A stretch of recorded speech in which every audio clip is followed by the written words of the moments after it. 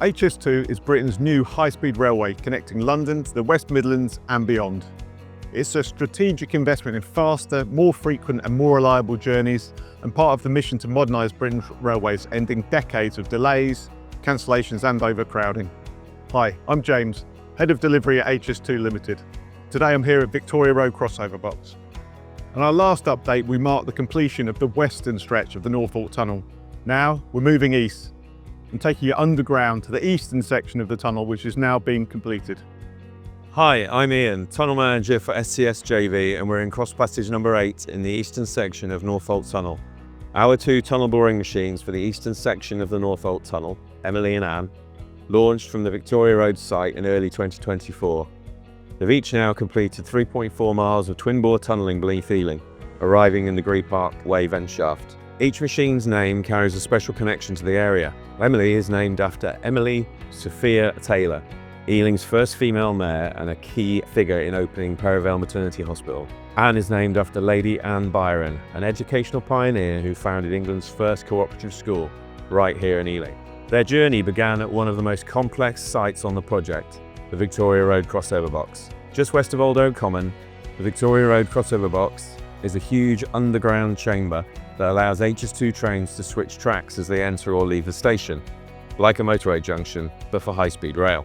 Excavated material from the tunnel was moved out of London via a dedicated conveyor system connecting to our London logistics hub at Willesden Eurotunnel. From there, it is taken by rail to 3 disposal points across the UK for reuse. Now that the TBMs have completed their work, our team is preparing to remove them from the underground shaft at Green Park Way. We will also be decommissioning the conveyor system at Victoria Road ahead of our next phase of work here. We've already dismantled TBMs Sushila and Caroline from the western section, and now we'll do the same for Emily and Anne over the coming weeks.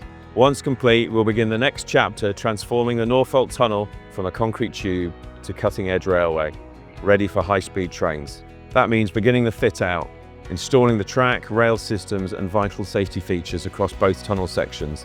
But before we do that, we will finish all 34 cross passages on this tunnel, providing emergency and safety access for passengers between each side. We'll also install tunnel inverts, the flat surface on which the high-speed track will be laid, and complete the tunnel walkways. Meanwhile, on the western end, works on the West Ruislip Porous Portal have begun and are scheduled to continue until August 26. This reinforced concrete structure will link the tunnel to the surface rail network, and it comes with an innovative design. Openings in the roof, known as pores, help manage noise as trains exit the tunnel at high speed, protecting local communities from sudden sound bursts as they transition from tunnel to open air. Now let's take a moment to reflect on the scale of the progress on this tunnel. The 8.4 mile long Northolt Tunnel has been built by 4 giant tunnel boring machines, named Sushila, Caroline, Emily and Anne.